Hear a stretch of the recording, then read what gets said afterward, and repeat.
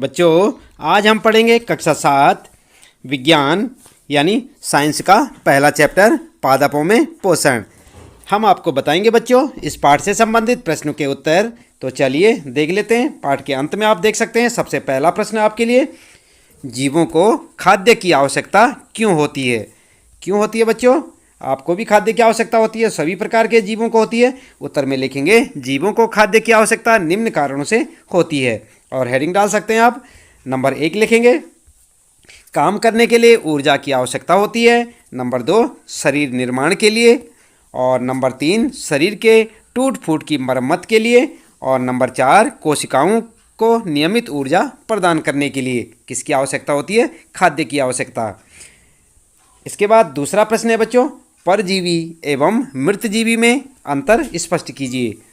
तो जानते हैं आप परजीवी और मृतजीवी क्या क्या होते हैं? चलिए उत्तर में देखते हैं। उत्तर लिखेंगे आप और उसके बाद लिखेंगे परजीवी, हेडिंग डाल देंगे। और नंबर 1 ये अपना भोजन अन्य जीवों से प्राप्त करते हैं। दूसरा, परजीवी सामान्यतः परपोषी के शरीर के ऊपर या भीतर रहते हैं, यानी कि दूसरों के शरीर में।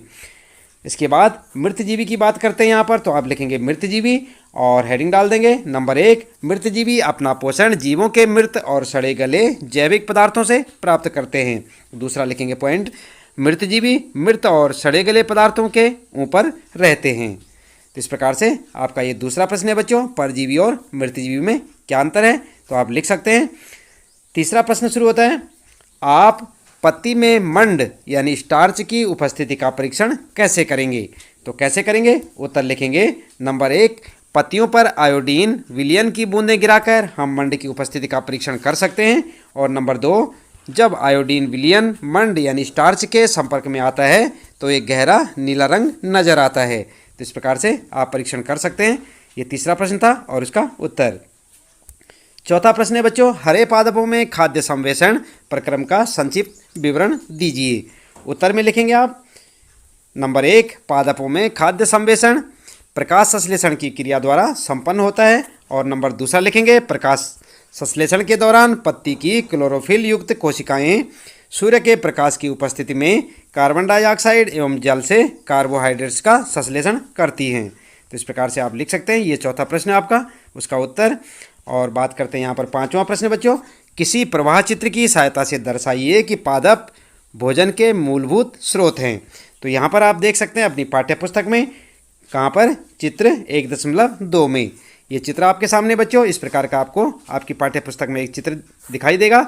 आप उसे बना सकते हैं या उसकी फोटो स्टेट करके अपनी कॉपी पर लगा सकते हैं। तो ये आपका उत्तर हो जाएगा। जिस प्रकार से ये पांचवा प्रश्न है, इसका उत्तर आप लिख सकते हैं। अगला है बच्चों छठा प्रश्न, यहाँ पर रिक्त स्थानों की पूर्ति कीजिए। और क्या है आपके लिए, क्योंकि हरे पादप अपना खाद्य स्वयं बनाते हैं इसलिए उन्हें और क्या कहते हैं यहाँ पर आपको लिखना होगा, कहते हैं। और ख इसी प्रकार पादपों द्वारा संवेशित खाद्य का और भंडारण इसके बाद यहाँ पर आपको लिखना है के रूप में किया जाता है। यहाँ पर क्या क्या लिखना है हम आपको अभी बताते हैं, आप देखते रहिए प्रश्नों को। ग में प्रकाश संश्लेषण के प्रक्रम में जिस वर्णक द्वारा सौर ऊर्जा संग्रहित की जाती है उसे क्या कहते हैं, यहाँ पर आपको लिखना होगा।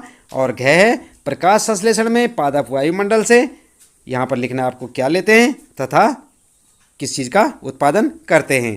तो यहाँ पर आपको 2 ऑप्शन देने हैं। उत्तर में आप इस प्रकार से लिखेंगे, पहले वाले क वाले में लिखेंगे स्वपोषी, ख वाले में मंड, और ग वाले में क्लोरोफिल, और घ वाले में कार्बन डाइऑक्साइड और खाद्य। तो इस प्रकार से आप अपने उत्तर लिख सकते हैं। यानी आप वहाँ पर भरें जहाँ पर आपको रिक्त स्थान दिखाई दे रहे हैं बच्चों। यहाँ पर जो है क ख ग में जो रिक्त स्थान है यहाँ पर आप इन सबको लिख सकते हैं जो आपको उत्तर में यहाँ पर दिखाई दे रहे हैं।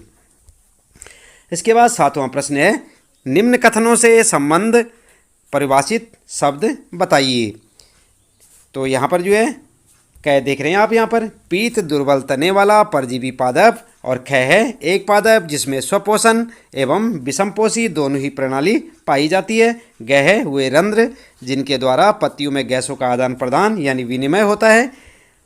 तो उत्तर में आप लिखेंगे नंबर 1 क वाले का लिखेंगे अमरवेल, ख वाले का लिखेंगे घटपर्णी, और ग वाले का पर्ण रंध्र। ये 7वां प्रश्न है। और क ख ग यहाँ पर 3 प्रश्न है और तीनों के उत्तर आप यहाँ से लिख सकते हैं।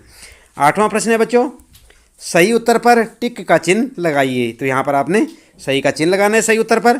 कौन सा सही है? देख लेते हैं। क वाले में यहाँ पर पूछा है अमरबेल उदाहरण है किसी, और किसका है? स्वपोषी का, परजीवी का, मृतजीवी का या परपोषी का। अभी हम आपको उत्तर बताते हैं, आप सोचिए तब तक। और ख वाला प्रश्न है कीटों को पकड़कर अपना आहार बनाने वाले पादप का नाम क्या है? और यहाँ पर भी आपके लिए 4 ऑप्शन है, सही ऑप्शन कौन सा है? उत्तर लिखेंगे आप नंबर 1 का उत्तर लिखेंगे क का, परजीवी का, और दूसरा लिखेंगे घटवर्णी यानी फीचर पादप का। तो यहाँ पर देख सकते हैं ना आप, नंबर 1 का यहाँ पर कौन सा होगा बच्चों? प्रश्न 8वां ये, यहाँ पर होगा ये परजीवी। तो यहाँ पर आप सही का चिन्ह लगा देंगे, और इसके बाद ख वाले में लगाएंगे आप यहाँ पर घटपर्णी पर सही का चिन्ह लगा सकते हैं, ये आपका उत्तर हो जाएगा। इसके बाद 9वां प्रश्न है यहाँ पर, कॉलम ए में दिए गए शब्दों का मिलान कॉलम बी से शब्दों से कीजिए। और यहाँ पर 2 कॉलम आपके सामने हैं, ए और बी, ये देख सकते हैं आप, ए और यहाँ पर बी। और यहाँ पर लिखा है क में क्लोरोफिल, और इधर लिखा है जीवाणु, नाइट्रोजन, परपोषित, अमरवेल, घटपर्णी, जंतु, और यहाँ पर पत्ती, कीटभक्षी, और यहाँ पर परजीवी। तो इनका मिलान करना आपने किस प्रकार से करेंगे, चलिए देख लेते हैं। उत्तर में आप इस प्रकार से लिखते हैं, क के साथ मिलाएंगे आप ये वाला, ख के साथ ये, ग के साथ ये, घ के साथ ये, और ग के साथ ये।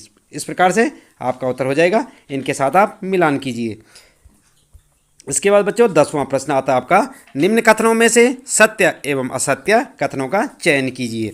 और आपने चयन करना है कौन सा सही है कौन सा गलत है। क्या लिखा है यहाँ पर, प्रकाश संश्लेषण में कार्बन डाइऑक्साइड मुक्त होती है, क्या ये सही है या गलत है, आपको बताना है। और ख है, ऐसे पादप जो अपना भोजन स्वयं संश्लेषित करते हैं मृतजीवी कहलाते हैं, सही है या गलत है, आपको बताना है। घ में पूछा है प्रकाश संश्लेषण का उत्पादन प्रोटीन नहीं है, और घ में है प्रकाश संश्लेषण में सौर ऊर्जा को रासायनिक ऊर्जा में रूपांतरण हो जाता है। तो यहाँ पर जो है कौन सा सही है कौन सा गलत है, चलिए देख लेते हैं। क का उत्तर होगा असत्य, यहाँ पर ख का उत्तर भी असत्य होगा, ग का उत्तर सत्य, और घ का सत्य। तो इसका मतलब आप समझ गए होंगे। यहाँ पर ये 10वां प्रश्न है आपका, और पहले के ये दोनों क्या हैं, ये भी असत्य है, और ख वाला भी असत्य है, और ग वाला सत्य है, और घ वाला भी सत्य है। तो इस प्रकार से आप लिख सकते हैं। उत्तर देख के यहाँ से लिखें। इसके बाद है सही विकल्प चुनिए। तो आपका जो प्रश्न होगा 11वां प्रश्न है, पादप के किस भाग द्वारा प्रकाश संश्लेषण हेतु वायु से कार्बन डाइऑक्साइड ली जाती है? तो किस भाग से ली जाती है, यहाँ पर भाग दे रखें, मूल रोम से, रंध्र से, पर्णशिराओं से या बाहरी दल से। उत्तर क्या लिखेंगे? उत्तर लिखेंगे आप रंध्र से। क्या लिखेंगे उत्तर में? रंध्र से। और 12वां प्रश्न है बच्चों, वायुमंडल से मुख्यतः जिस भाग द्वारा पादप कार्बन डाइऑक्साइड प्राप्त करते हैं वह है, और कौन कौन सा है वह? यहाँ पर 4 ऑप्शन है, जड़, तना, पुष्प या पत्तियाँ। तो उत्तर लिखेंगे आप पत्तियाँ। क्या लिखेंगे उत्तर में? पत्तियाँ। ये आपका सही आंसर होगा। इसी प्रकार लगातार अपने सभी पाठों के प्रश्न उत्तर जानने के लिए आप हमारे साथ लगातार जुड़े रहें, इसी प्रकार देखते रहें वीडियो। और यदि अभी तक आपने चैनल को सब्सक्राइब नहीं किया तो चैनल को भी सब्सक्राइब अवश्य कर दें, बेल आइकन दबा दें बच्चों, ताकि आपको आने वाली प्रत्येक पाठ की वीडियो की नोटिफिकेशन मिलती रहे। और लगातार देखते रहें कक्षा 7 विज्ञान यानी साइंस के सभी पाठों के प्रश्न उत्तर हमारे साथ। तो आज के लिए इतना काफ़ी है बच्चों, मिलते हैं फिर अगले पाठ के प्रश्नोत्तरों के साथ अगली वीडियो में।